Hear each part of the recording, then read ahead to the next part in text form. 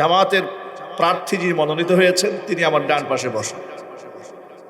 মিম্বারে বসে তাকিয়ে দেখি বাম পাশে বিএনপি মনোনীত প্রার্থী বাম পাশে বসা, স্বতন্ত্র প্রার্থী আরেকজন বসা, লাঙ্গলের প্রার্থী আরেকজন বসা, সবগুলো আমার সামনে। হুজুর যাবে কোন দিকে এবার? কঠিন বিপদ। এখন দেখেন হুজুর কি বিপদে পড়েছে। এখন যিনি বিএনপি তিনি মনে মনে ভাবছেন হুজুর যদি আমার পক্ষে কিছু একটা বলে দিতেন আমার বিরাট ফায়দা হতো। জামাত মনোনীত প্রার্থী যিনি আছেন তিনি তো মনে ধরেই নিয়েছেন হুজুর তো আমাদের পক্ষে অবশ্যই বলবেন, ঠিক না? ঠিক। এখন এর মধ্যে মুসল্লিরা আবার আছেন, প্রত্যেকেই দলবল নিয়ে ঢুকেছেন, একজন করে ঢুকেন নাই। আমি সেখানে বসে হয়তো অনেকে ধারণা করেছে যে আমি নির্বাচন কেন্দ্র করে কোনো কথাই বলবো না, যেটা সাধারণত এই জুমাতে হয়েছে। ইমাম সাহেবরা যখন বেগতিক অবস্থা দেখেছে তখন ইমাম সাহেবরা ওয়াজ শুরু করেছে, মরার পরে প্রথম প্রশ্ন কি হবে, ঠিক না? ঠিক। যে আমি ওই লাইনেই গেলাম না, কিন্তু আমি এটা করিনি, আমি হাদিসের উপর আমল করেছি। সেটা কি? আল্লাহর নবী বলেন, আলা কুল্লুকুম রাইন ওয়া কুল্লুকুম মাসউলুন আন রাইয়াতিহি। জেনে রেখো প্রত্যেকেই তোমরা আপন আপন জায়গায় দায়িত্বশীল। ওই দায়িত্বের ব্যাপারে আল্লাহর আদালতে অবশ্যই তোমাদেরকে জবাবদিহিতা করতে হবে। আমি একজন ইমাম সাহেব, খতিব সাহেব, আমার মুসল্লিরা সারা বছর আমার কাছ থেকে হেদায়েতের কথাবার্তা শোনেন। নেতা নির্বাচনের ক্ষেত্রে আমার কথা শুনবেন না তা তো হতেই পারে না,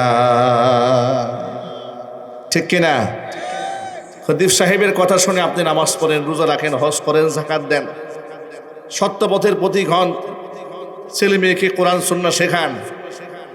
আর নেতা নির্বাচনের সময় এত ইম্পর্টেন্ট একটা বিষয় খতিব সাহেব চুপ থাকবেন তা তো হতে পারে না। আবার নিরপেক্ষ থাকারও সুযোগ নেই। খতিব সাহেবকে থাকতে হবে সত্যের পক্ষে, ঠিক না? জুড়ে বলেন, আমরা কি নিরপেক্ষ না সত্যের পক্ষ? পৃথিবীতে কেউ নিরপেক্ষ হবে না, নিরপেক্ষ হয় মুনাফেক।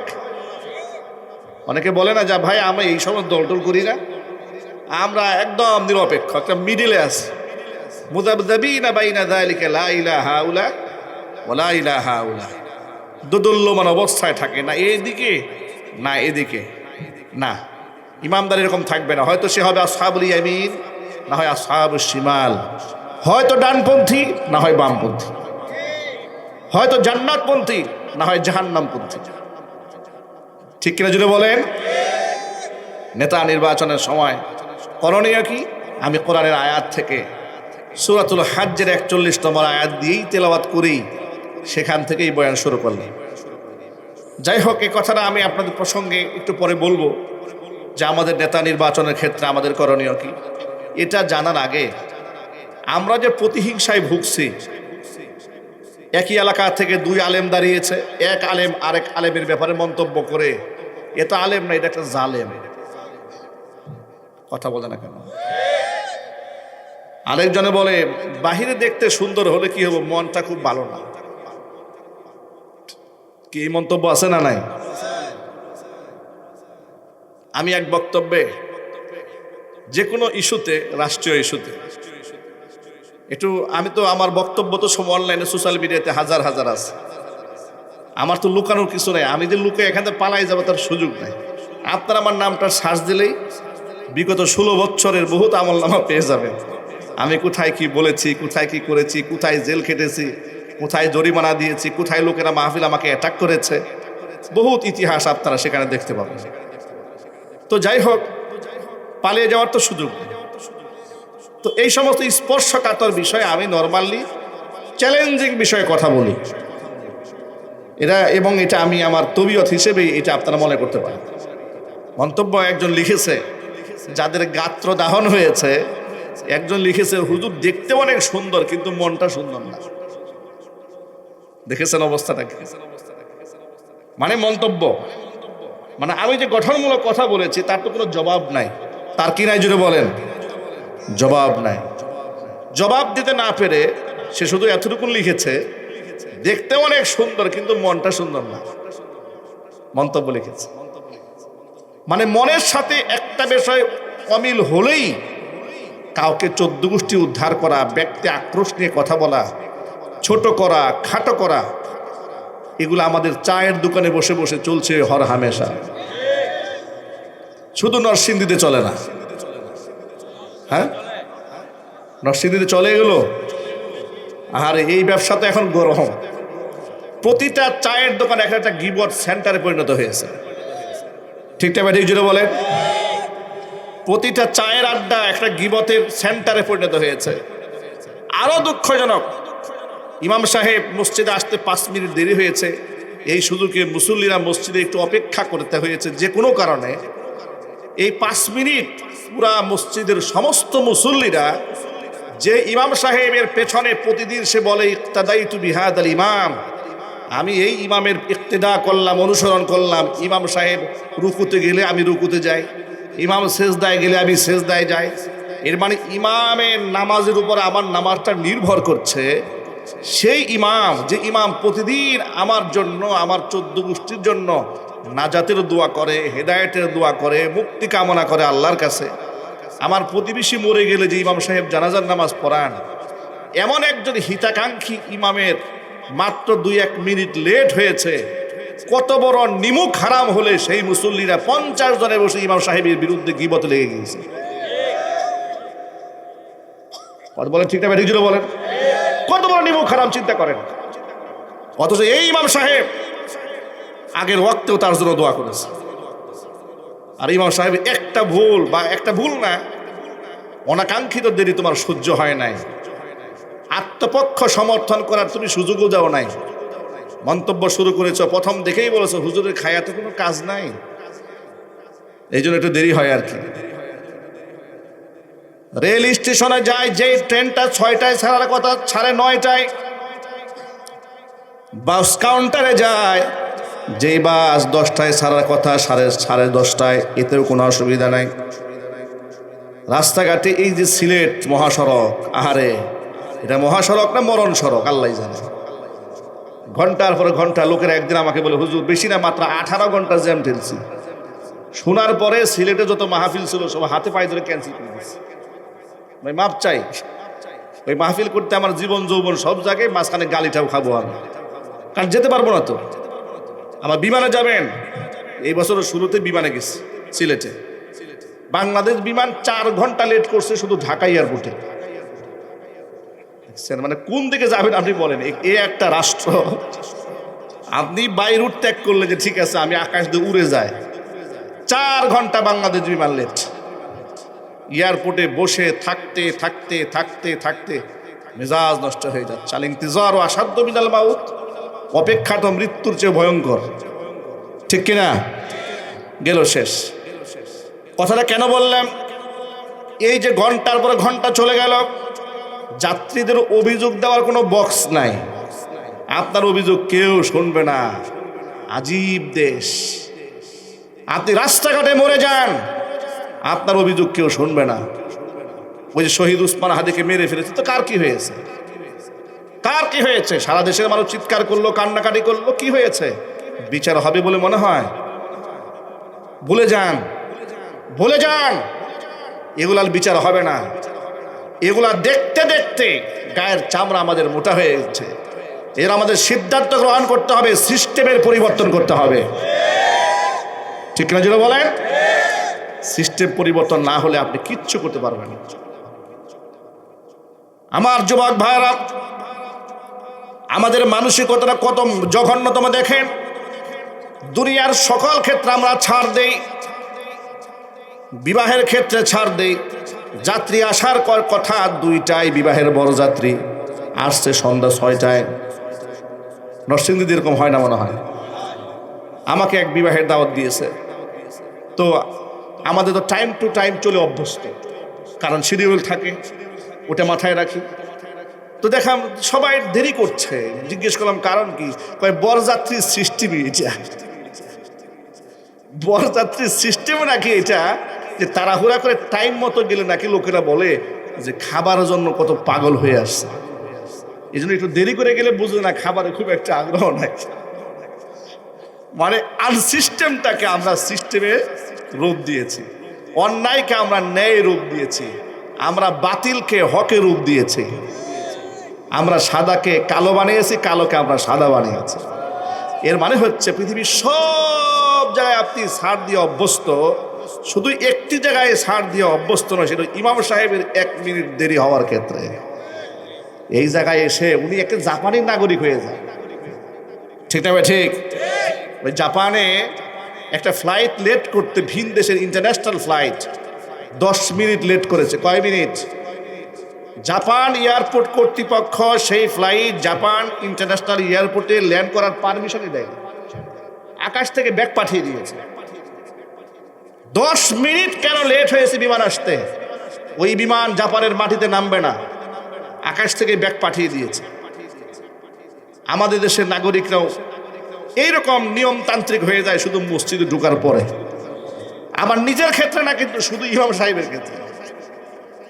কথা ঠিক না ঠিক বুঝে বলেন? সেখানেও আমরা একটা গীবত সেন্টার বানাই। কার বিরুদ্ধে? ওই হুজুরের বিরুদ্ধে আমরা বানাচ্ছি। যে হুজুর আমি মরে গেলে আমার জানাজার ইমাম হবে, আমার বাবা মরেছে যিনি জানাজার ইমামতি করেছেন, আমি তার বিরুদ্ধে গীবত করছি। আমরা কত নিমুখ হারাম চিন্তা করেছেন?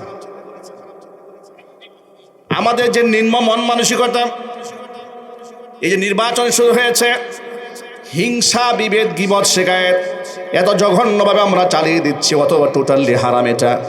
কোরআন মাজিদ কি বলে শোনেন, সূরা হুজুরাতে আল্লাহর বয়ান। আমার আল্লাহ পাক বলেন, ইয়া আইয়ুহাল্লাযীনা আমানু জতানিবু কাসীরাম মিনাজ যান্নি ইন্না বা'দাজ যান্নি ইসমু ওয়া লা তাজাসসু ولا يغتب بعضكم بعضا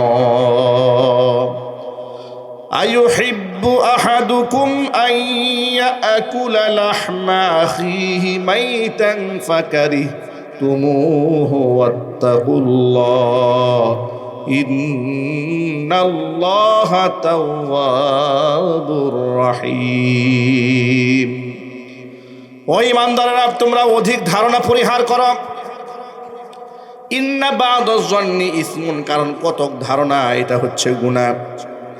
ওয়ালা তাজাসসু, তোমরা একে অপরের দোষকে খুঁটে খুঁটে বের করো না, গোয়েন্দাগিরি করো না। দোষ নয় সেটাকে দোষের রূপ প্রলেপ দিও না। ওয়ালা ইয়াগতাব বা'দুকুম বা'দা, একে অপরের গীবত করো না, পরনিন্দা করো না। আইয়ুহিব্বু আহাদুকুম আইয়াকুলা লাহমা আখিহি মাইতা, তোমাদের কেউ কি এটা পছন্দ করে নাকি যে নিজের মৃত ভাইয়ের গোশত সে চিবায়ে খাবে? এটা তো অবশ্যই তোমরা কেউ পছন্দ করবে না। ফাকারিহতুমু, অবশ্যই তোমরা এটাকে ঘৃণা করবে। সুতরাং ওয়াত্তাকুল্লাহ, আল্লাহকে ভয় করো। ইন্নাল্লাহা তাওয়াবুর রহিম, আল্লাহ রাব্বুল আলামিন তিনি তওবা কবুলকারী, অতীব দয়ালু। বিগত বছরগুলোতে, বিগত জীবনে যা হয়েছে, আল্লাহর কাছে ক্ষমা প্রার্থনা করো। অবশ্যই আল্লাহ রাব্বুল আলামিন তওবা কবুলকারী, অবশ্যই দয়ালু, তিনি তোমাদের ক্ষমা করে দিবেন। জোরে বলেন সুবহানাল্লাহ। এখন গীবত কাকে বলে প্রশ্ন করা হলো। মাল গীবাতু ইয়া রাসূলুল্লাহ, আল্লাহর নবীর কাছে প্রশ্ন করা হলো গীবত কাকে বলে। হুজুর বললেন, যিকরুকা আখাকা বিমা ইয়াকরাহু, তোমার ভাইয়ের পেছনে তার ব্যাপারে এমন কিছু মন্তব্য তোমার করা যেটা তার সামনে যদি করতে তাহলে সে মনে কষ্ট পেত। সামনে শুনলে মনে কষ্ট পেত, সে কথাটা তুমি তার আড়ালে বললে, এটাই গীবত। সাহাবায়ে কেরাম বলেন, ইয়া রাসূলুল্লাহ, যা বলেছি বা যা বলবো, যা বললাম সেটা তার মধ্যে যদি সত্যি থেকে থাকে, হুজুর বলেন যদি থেকে থাকে তাহলেই তো গীবত হলো। আর তার মধ্যে নাই সেটা তুমি যদি বলো তাহলে সে তুহমত হয়ে গেল। কি হয়ে গেল? তুহমত হয়ে গেল। এটা আরো ভয়ঙ্কর। আমরা তো গীবত করি, পরনিন্দাও করি, সাথে সাথে আমরা মিথ্যা অপবাদের বোঝাও মানুষের উপর আমরা চাপিয়ে দিই। এই অভ্যাসগুলো আমাদের আছে না নাই? আচ্ছা, এইরকম নাফাক আত্মা নিয়ে রবের সামনে কেমনে দাঁড়াবো বলেন তো ভাই? এ সব হচ্ছে অন্তরের ব্যাধি। এগুলো মানুষের অন্তর থেকে আসে। হিংসা, বিদ্বেষ, ঘৃণা, রিয়া, সোমা, তাকাব্বুরি, আত্মগরিমা, এগুলো সব মানুষের অন্তরের ব্যাধি। কোরআন বলেছে কিয়ামতের ময়দানে নাপাক অন্তর নিয়ে যারা যাবে ওদের ঠিকানা হবে জাহান্নাম। কোরআন মাজিদ আল্লাহ পাক কি বলেন শোনেন, ইয়াউমা লা ইয়ানফাউ মালু ওয়ালা বানুন ইল্লা মান আতাল্লাহা বিকলবিন সালিম। সেদিন সম্পদে কাজে আসবে না, সন্তানও কাজে আসবে না। ইল্লা মান আতাল্লাহা বিকলবিন সালিম, যে ব্যক্তি পবিত্র আত্মা নিয়ে রবের সামনে হাজির হবে সেই ব্যক্তির মুক্তির ফয়সালা হয়ে যাবে। আমরা পবিত্র আত্মা নিয়ে রবের দরবারে হাজির হতে চাই, বলেন ইনশাল্লাহ। আচ্ছা প্রিয় বন্ধুগণ, অন্যের সমালোচনা আমাকে বড় বানাবে? জুড়ে বলেন, অন্যের প্রতি বিদ্বেষ আমাকে বড় বানাবে? অন্যকে তুচ্ছ করলে, ব্যঙ্গ করলে, বিদ্রূপ করলে আমি কোনোদিন বড় হতে পারবো? আল্লাহর নবী কি দোয়া করেছেন শোনেন। হুজুর বলেন, আল্লাহুম্মা জাআলনি ফি আইনি সগীরা ওয়া ফি আয়ুনিন নাসি কাবীরা। কত চমৎকার দোয়া! এই দোয়াটা সব সময় নিজে পড়বেন, সন্তানদেরকে শিখাবেন। এত সুন্দর দোয়া আল্লাহর নবী করতেন। আয় আল্লাহ তাআলা, ইজআলনি ফি আইনি সগীরা, তুমি আমার নিজেকে আমার নিজের দৃষ্টিতে আল্লাহ আমার ছোট বানায় রাখো। ওয়াফি আয়ুনিন নাসি কাবীরা, মানুষের দৃষ্টিতে আল্লাহ তুমি আমারে বড় বানিয়ে দাও। আমি যেন আমার নিজেকে কখনো বড় মনে না করি। আল্লাহ তুমি আমার নিজের দৃষ্টিতে আমাকে ছোট বানিয়ে রাখো, মানুষের দৃষ্টিতে আল্লাহ তুমি আমাকে বড় বানিয়ে রাখো। চিৎকার দিয়ে বলেন আল্লাহু আকবার। নিজের দৃষ্টিতে কখনো নিজেকে বড় মনে করবেন না। আচ্ছা প্রিয় ভাইরা, আপনারা বলেন তো, নবী করিম সাল্লাল্লাহু আলাইহি ওয়াসাল্লামের চেয়ে বেশি মান এবং মর্যাদাপূর্ণ এই পৃথিবীতে কেউ আছে? আরো যদি বলেন, আল্লাহ পাক তার কোনো বান্দাকে, তার কোনো নবীকে, তার কোনো রসুলকে এত সম্মান দিয়েছেন। ভাই এই যে ভিতরে বক্স বাজে না, স্টেজ মনিটরের আওয়াজটা বাজে না, আর ভিতরে প্যান্ডেলের ভিতরে আওয়াজ দেন, কারণ বাহিরে আওয়াজ প্রচন্ড আওয়াজ, ভিতরে আওয়াজটা কি স্টেজ মনিটর আওয়াজ দেয়। বন্ধুগণ, যা বলছিলাম, আপনারা বলুন আল্লাহ রসুলের চেয়ে আর এর থেকে বেশি দামি মানুষ পৃথিবীতে ছিল? আছে? ভবিষ্যতে হওয়ার কোনো সম্ভাবনা আছে? সেই নবীজি মানুষকে কি করে সম্মান দিতেন একটু লক্ষ্য করেন। জারির ইবনে আব্দুল্লাহ আল বাজালি রাদিয়াল্লাহু তাআলা আনহু বলেন, একদিনই মজলিসে হুজুরের হুজরাখানায় সাহাবায়ে কেরাম প্রবেশ করলেন। আমিও সেই মিটিংয়ে হাজির হলাম। ঢোকার পরে গিয়ে দেখি সকলে আসন নিয়ে বসে পড়েছে, আমার বসার কোনো জায়গা নাই। জারির ইবনে আব্দুল্লাহ আল বাজালি বলেন, আমি সবার পেছনে গিয়ে দাঁড়িয়ে রইলাম। রাহমাতুল লিল আলামিন আমার দিকে তাকিয়ে রইলেন। জিজ্ঞেস করলেন, জারির বসতে পারো নাই? বলে, ইয়া রাসূলুল্লাহ বসার জায়গা নাই। হুজুর বললেন, সাথে সাথে নিজের গায়ের চাদরটা খুলে ফেললেন। হুজুর আল্লাহর হাবিব রহমতের নবী নিজের গায়ের চাদরটা খুলে জারিরের দিকে নিক্ষেপ করলেন আর বললেন, জারির ইজলিস আলা হাযা। জারির বসার তো জায়গা পাও নাই, সিট সব দখল হয়ে গেছে। আমি চাদরটা দিলাম, এই চাদরটা মাটিতে বিছাই এর উপরে বসো। সুবহানাল্লাহ বলতে পারেন না আপনারা? আচ্ছা, দুনিয়ার কোনো নেতা এই কাজটা করতে পারবে? আরে নেতারা তো কর্মীদেরকে মানুষই মনে করে না, ঠিক না? যদি বলেন, আমাদের এই সমাজের রাজনৈতিক নেতা যেগুলো আছে, নিজেকে যে কি মনে করে, দেখলাম স্টেজে কয়েকদিন আগে, নাম বলবো না, কোনো এক কর্মী কথা বলছে, এক ধাক্কা দিয়ে দিচ্ছে সবাই। আবার আরেকজন দেখলাম যে মুরব্বী, বাবার বয়সে মুরব্বীকে থাপ্পড় দিচ্ছে। আহারে, এই বেয়াদবি, এটার নাম রাজনীতি, এটার নাম নেতৃত্ব। এই নেতৃত্ব তোমাকে জাহান্নামে নিয়ে যাবে। ঠিক বলেন? নেতা তো বিনয়ী হবে। সাইয়্যিদুল কওমি খাদিমুহুম, হাদিস শরীফে এসেছে, সাইয়্যিদুল কওমি খাদিমুহুম, জাতির নেতা যিনি হবেন তিনি জাতির সেবক হবেন। চিৎকার দিয়ে বলেন আল্লাহু আকবার। নবী করিম সাল্লাল্লাহু আলাইহি ওয়াসাল্লাম নিজের গায়ের চাদরটা জারিরকে দিয়েছেন। জারির কি করলেন শোনেন। জারির ইবনে আব্দুল্লাহ আল বাজালি নবীজির দেওয়া চাদরখানা নিয়ে ঠোঁটের মধ্যে লাগালেন, চুমা খেতে শুরু করে দিলেন, চোখের মধ্যে লাগালেন, মুখের মধ্যে লাগালেন, গালের মধ্যে লাগালেন, কপালের মধ্যে লাগালেন। আর রাসূলকে দেখে বলেন, আকরামাকাল্লাহু ইয়া রাসূলুল্লাহ কামা আকরামতানি ও আ'আজ্জাকাল্লাহু ইয়া রাসূলুল্লাহ কামা আ'আজাজতানি। হে আল্লাহর রাসূল, আমার মতো একটা আদনা মানুষের জন্য রাহমাতুল লিল আলামিন গায়ের চাদর খুলে দিয়েছেন বসার জন্য। ও নবীজি, আপনার চাদরের মধ্যে কোনো মানুষ বসতে পারে না। এই যে সম্মানটা আপনি আমার মতো ব্যক্তিরে দিয়েছেন, আল্লাহ পাক আপনার সম্মান আরো বাড়ায় দিন। আমার মতো মানুষকে যে ইজ্জতটা আপনি দিয়েছেন, আপনার ইজ্জত আল্লাহ আরো বাড়ায় দিক। কোন সুবহানাল্লাহ। ভাইরা, নেতা হতে মনে চায়, রসুলকে ফলো করেন, ঠিক না? বাড়ি জুড়ে বলেন, অহংকারী হন কেন, বিনয়ী হন।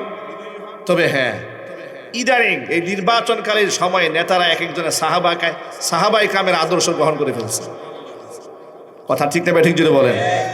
বামপন্থী বলেন, ডানপন্থী বলেন, ইসলামপন্থী বলেন আর রামপন্থী বলেন, সব মাথায় টুপি। কথা বলে না, বাস্তবতা আছে না নাই? কি কি মজার ব্যাপার বলেন তো, সব মাথায় টুপি দিয়ে ফেলছে। তারা আবার বলে হুজুররা ধর্ম ব্যবসা করে। আচ্ছা, হুজুররা যদি ধর্ম ব্যবসা করে, হুজুর ধর্মের জন্য তো হুজুর জেল খাটে, ধর্মের জন্য হুজুর জরিমানা দেয়, ধর্মের জন্য হুজুর ফাঁসির মঞ্চে ওঠে, ঠিক না? ঠিক। তুমি আলেমকে ধর্ম ব্যবসায়ী বললা। ধর্ম ব্যবসায়ী কাকে বলে? রাজনৈতিক স্বার্থে ধর্মকে ব্যবহার করে কিন্তু নিজে ধর্ম মানে না, ঠিক না? ঠিক। আমাদের আপাত মস্তক কোন জায়গায় ধর্মের বাহিরে আছে? আমাদের পরিবারের দিকে তাকায় দেখো, কোন জায়গাটা আমাদের পরিবারে ধর্মের বাহিরে আছে? আমাদের লেনাদেনা দেখো, কার সাথে আমরা ধর্ম বিরোধী কাজ করেছি, কোথাও তো খুঁজে পাবে না ইনশাল্লাহ। তাহলে আমাদেরকে ধর্ম ব্যবসায়ী বলে এটা যায় না। আমরা মৌসুমি নামাজ পড়ি না, আমরা মৌসুমি পাগড়ি পরি না, আমরা মৌসুমি মাথায় টুপি ধারণ করি না। কয়েকজন নেতার ছবি ফেসবুকে দিয়া সবগুলা মাথায় টুপি। একজন লিখছে যে নির্বাচনের চাঁদ দেখা যাচ্ছে মাথায়। কিসের চাঁদ? নির্বাচনের চাঁদ দেখা গিয়েছে। এরা হচ্ছে অরিজিনাল, একেবারে কোনো প্রকার এটা মেড ইন জিনজিরা না, অরিজিনাল ডুপ্লিকেট প্রোডাক্ট, ঠিক না? এই জন্য বলেন অরিজিনাল ধর্ম ব্যবসায়ী। সারা বছর আলেমরা মাহফিল করতে গেলে পারমিশন দিতে চায় না। আলেমদেরকে মৌলবাদী, জঙ্গিবাদী, উগ্রবাদী, রাজাকার, আল বদর, আল শামস এগুলা বলে অভ্যস্ত হয়।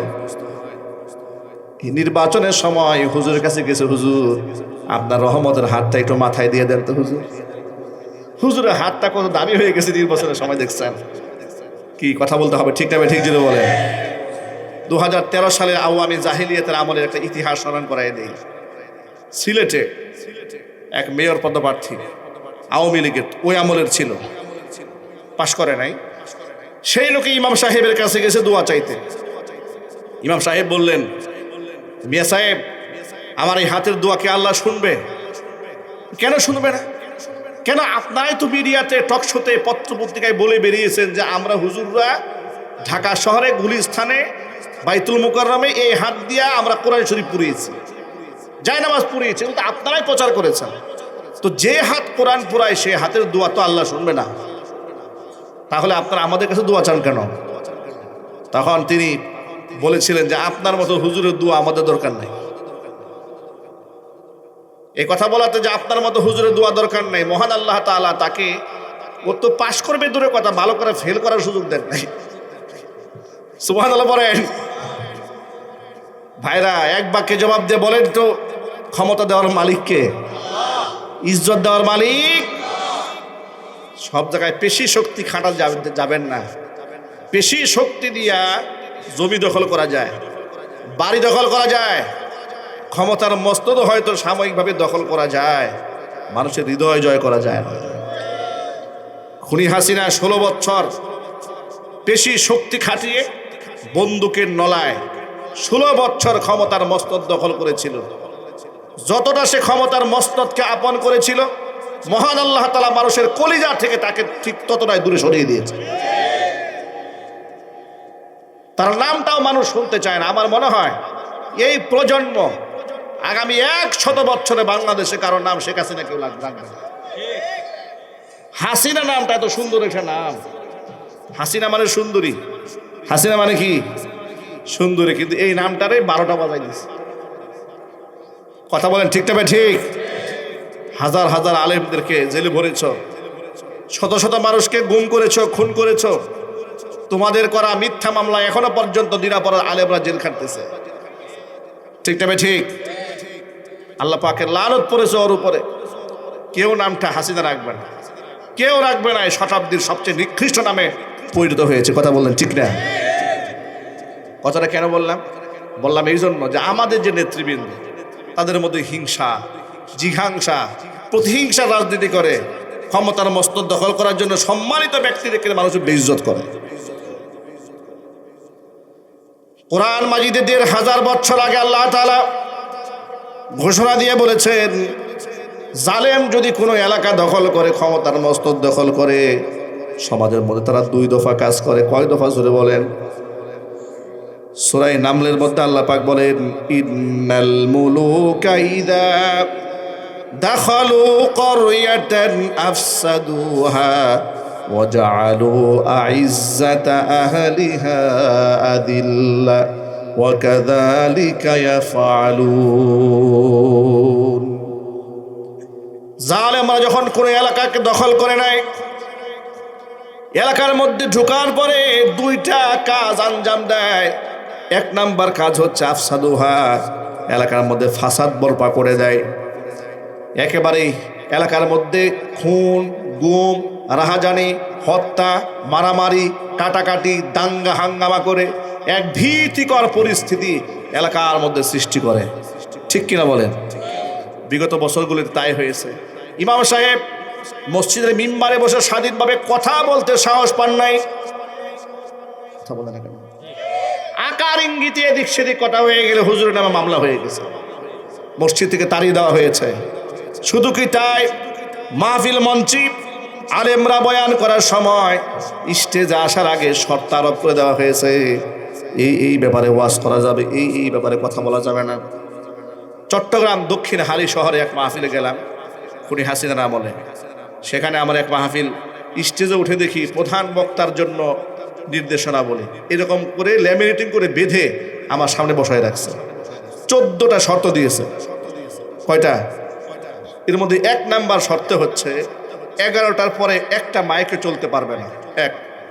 2 নাম্বার শর্ত দিয়েছে, হুজুরে আকার ইঙ্গিতেও সরকারের বিরুদ্ধে কোনো কথা বলতে পারবে না, আকার ইঙ্গিতেও বলা যাবে না। এই হচ্ছে তাদের মূলনীতি। এরপরে দেশের কোনো ব্যক্তির নাম বলা যাবে না, কারণ তৎকালীন যুগে তো অনেক ফেরাউন ছিল, নমরুদ ছিল, কারুন ছিল, আবু জেহেল ছিল, কি ছিল না? কথা বলেন। আপনারা কি কারুন ফেরাউন শুধু নাম মনে করেন? এটা একটা বৈশিষ্ট্য। ফেরাউন একটা বৈশিষ্ট্যের নাম, কারুন একটা বৈশিষ্ট্যের নাম, ফেসিজম একটা বৈশিষ্ট্যের নাম। এরপরে হচ্ছে আপনার বাকশাল, এগুলো একটা ইজামের নাম। মুজিববাদ, এগুলো একটা ইজামের নাম। এগুলা তৈরি করেছিল মানুষকে শোষণ করার জন্য, ধ্বংস করার জন্য। কিন্তু এগুলার বিরুদ্ধে কিছু বলা যাবে না। আচ্ছা, আমি যদি সমাজের অপকর্ম তুলে ধরে এর সমাধান দিতে না পারি, তার ওয়াজ করার দরকারটা কি? আমার কি শুধু নামাজের কথা বলার নাম ওয়াজ? শুধু রোজার কথা বলার নাম ওয়াজ? শুধু হজের কথা বলার নাম ওয়াজ? শুধু যাকাতের কথা বলার নাম ওয়াজ? নামাজের ব্যাপারে কোরআন মাজিদ আল্লাহ তাআলা 82টা আয়াত নাজিল করেছেন। ঠান্ডা মাথায় পয়েন্টটা শুনেন। কষ্ট হচ্ছে কথা শুনতে ভাই? নামাজের ব্যাপারে কোরআন শরীফে আয়াত আছে 82টা আয়াত।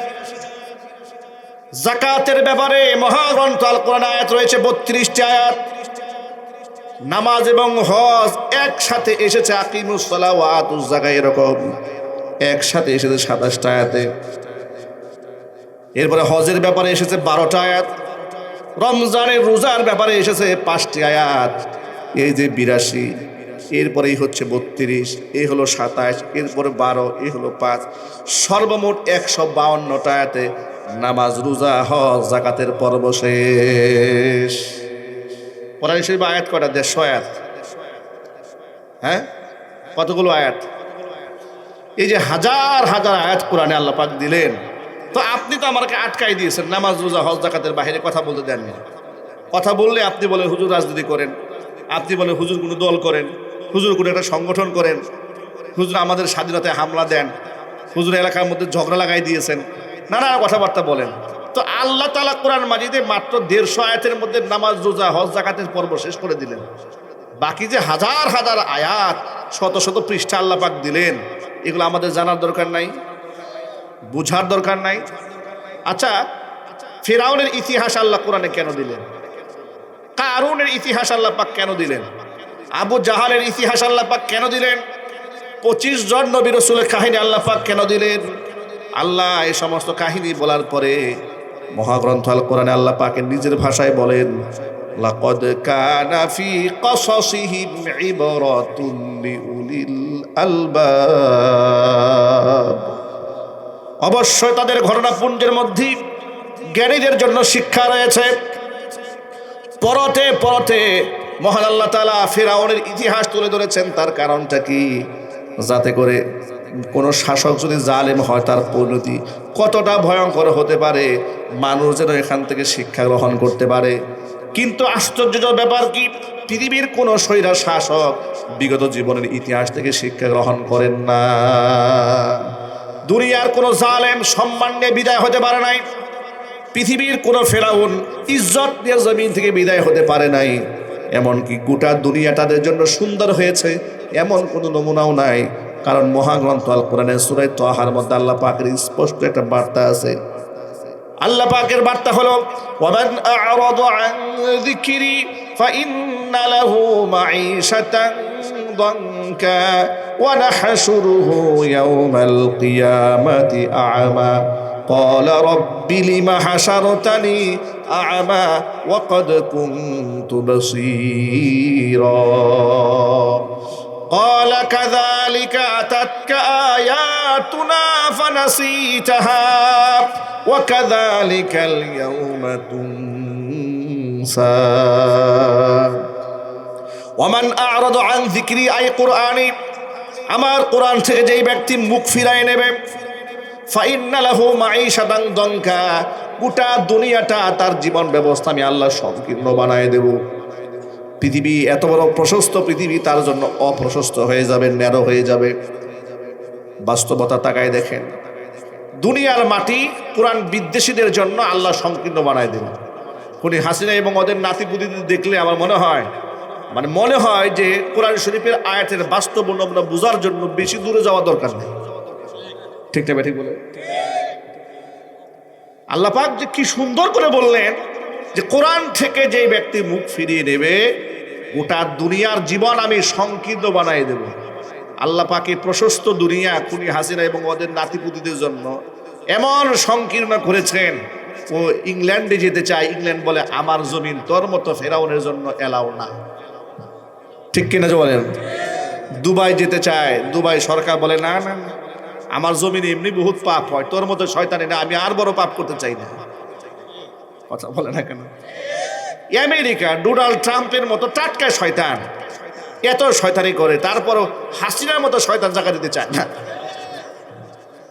সে চিন্তা করে আমি কত শয়তানি করি, এমনি তো পাপের স্বর্গরাজ্য বানায় রাখছি, তোর মতো শয়তানকে জায়গা দিয়ে কি আমি আরো মহামুসিবতে পড়বো? না, তা হবে না। এরপরে পৃথিবীর কোথাও জায়গা না পাইয়া এক দুনিয়ার নিকৃষ্ট নরপশু জাহান্নামের কীট মুসলমানদের রক্ত যে খুনি মোদির হাতে লেগে আছে, তার কুলিকে আশ্রয় গ্রহণ করেছে, রিফিউজির মতো জীবনযাপন করছে। কয়েকদিন পর পরে কল রেকর্ড ভাইরাল হয়, সে নাকি প্রতিশোধ গ্রহণ করবে। আচ্ছা, এর কোনো আত্মীয় স্বজন নাই, এর মানসিক হাসপাতালে ভর্তি করে চিকিৎসা করাতে পারে? ঠিক আছে জুড়ে বলেন, এদের তো চিকিৎসা করা উচিত, ট্রিটমেন্ট করা উচিত। পুরা সমাজটাকে নষ্ট করে ফেলছে। কোরআন মাজিদ বিশ্বাস করেন, আমার আল্লাহ কোরআনে একটা কথা ভুল বলেছেন, স্বাধীনভাবে তো তাও বলতে পারলেন না। আল্লাহ কোরআনে একটি শব্দ ভুল বলেছেন। আল্লাহ পাকের কথা কত সুন্দর। ওরা সারা জীবন আলেমুল আমাদেরকে পাকিস্তানের রাজাকার বলেছে, ঠিক কিনা বলেন? আমাদেরকে বলেছে পাকিস্তানপন্থী। তাম দুনিয়া ইতিহাস সাক্ষী রয়ে গেল, যাদেরকে তারা পাকিস্তানপন্থী বলেছে এমন একজন ব্যক্তিও পাকিস্তানকে আশ্রয় গ্রহণ করে নাই। জেল খেলেছে, জরিমানা দিয়েছে, ফাঁসির মঞ্চে উঠে দুনিয়া থেকে বিদায় হয়ে গেছে, এরপরে পাকিস্তান যায় না। আর সারা জীবন যাদেরকে পাকিস্তান বলে গালি দিল যারা, তারা ভারতীয় রাজাকার, এটা প্রমাণ হয়ে গেল, ঠিক কিনা?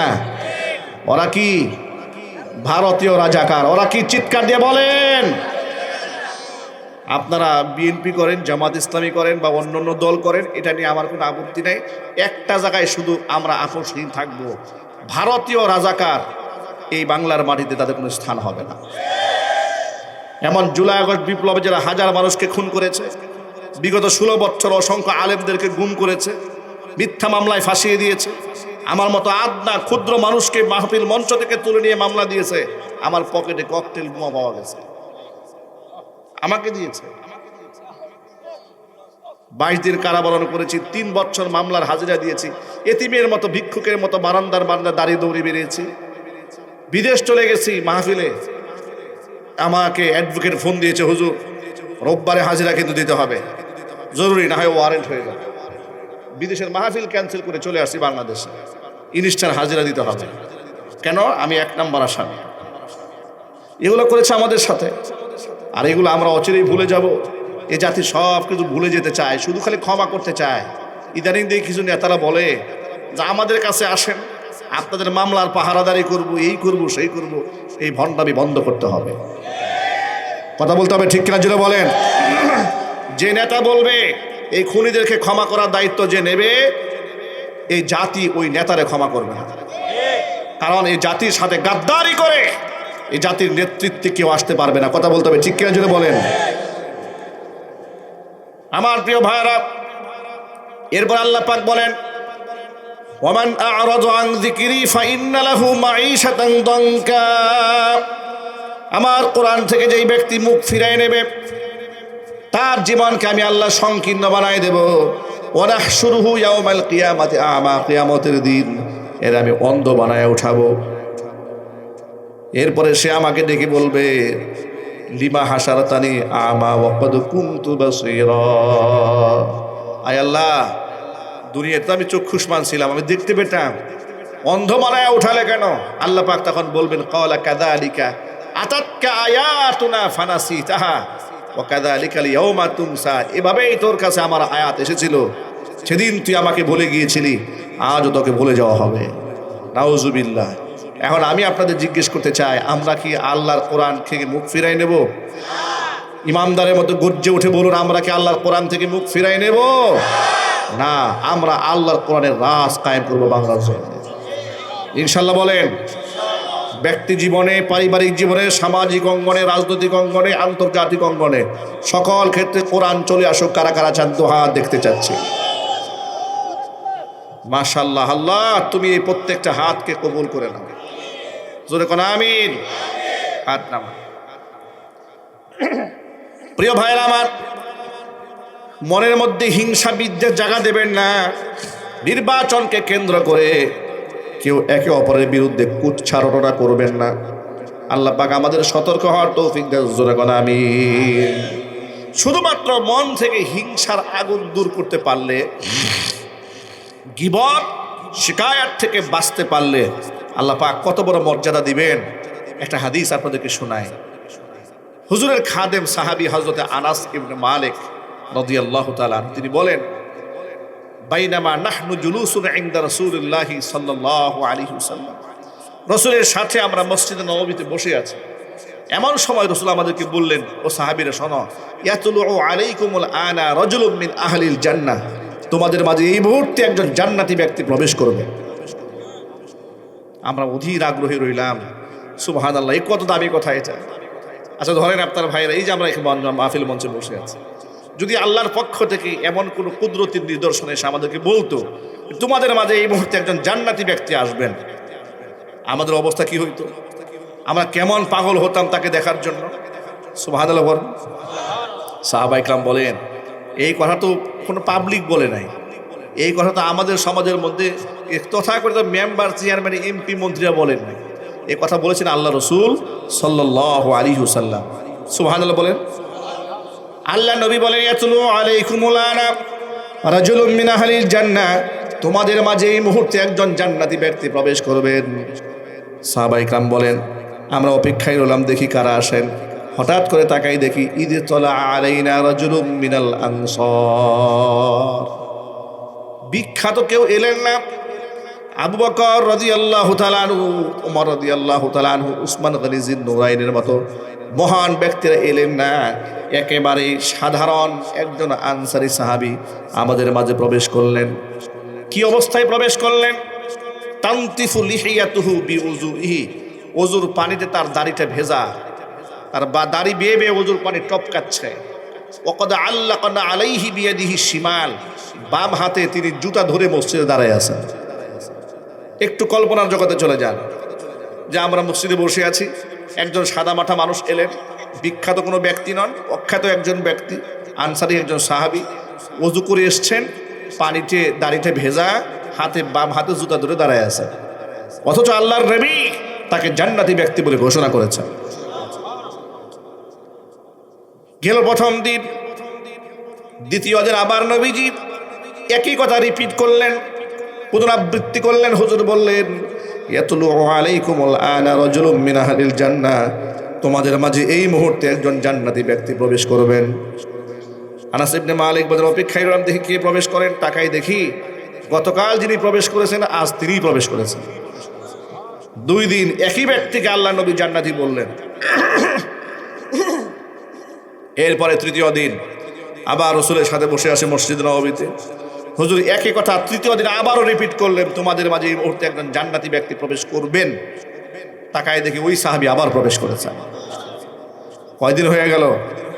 3 দিন একজন ব্যক্তিকে নবীজি জান্নাতি ব্যক্তি বলে ঘোষণা করলেন। সাহাবায়ে কেরামের মধ্যে এমন কিউরিসিটি জাগ্রত হলো যে এর মধ্যে এমন কি আছে যা আমাদের মধ্যে নাই? জানা দরকার আছে না ভাই? তিনি কি করেন যে তাকে রাসূল স্পেশাল করে 3 দিন জান্নাতি ব্যক্তি বলেছেন? এই আমল খুঁজে বের করতে হবে। সাহাবায়ে কেরামের মধ্যে একজন নাম ছিল আব্দুল্লাহ ইবনে আমর ইবনুল আস রাদিয়াল্লাহু তাআলা আনহু। তার আগ্রহের মাত্রাটা একটু অতিরিক্ত হয়ে গেল। তিনি বললেন, একটা কৌশল অবলম্বন করলেন।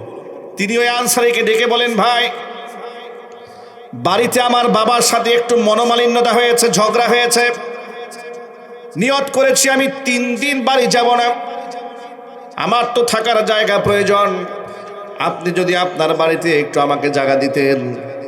তিনি বললেন, কোনো অসুবিধা নাই, চলুন আপনি আমার সাথে আমার বাড়িতে 3 দিন 3 রাত তাকে মেহমান বানিয়ে রাখলেন। 3 দিন 3 রাতের মধ্যে স্পেশাল তেমন কিছুই দেখতে পেলেন না। দেখতে না পেয়ে এবার তিনি আসল কথা বলেই ফেললেন, ভাই, আসলে আমার বাবার সাথে কোনো ঝগড়াও হয় নাই, মনোমালিন্যতাও হয় নাই, আপনার সাথে আপনার বাড়ি এলাম একটা উদ্দেশ্যে। কি উদ্দেশ্য? উদ্দেশ্য হচ্ছে আল্লাহর নবী আপনার অজান্তে আপনার পেছনে 3 দিন আপনাকে জান্নাতবাসী হিসেবে ঘোষণা করেছেন। দেখতে চেয়েছিলাম আপনার মধ্যে কি আছে আমল, স্পেশাল কিছুই পাইলাম না, আপনি যা করেন এগুলো আমরাও করি। সাহাবী বললেন, শোনো, হ্যাঁ, আমার স্পেশাল কোনো আমল নাই, তবে একটা জিনিস আমি করি, সেটা কি? আনা লা আজিদু ফি নাফসি গিশান লি আহাদিম মিনাল মুসলিমিন, এই দুনিয়ার পৃথিবীর কোনো মুসলমানের প্রতি আমার কলিজার মধ্যে ন্যূনতম কোনো আমি বিদ্বেষ পোষণ করি না।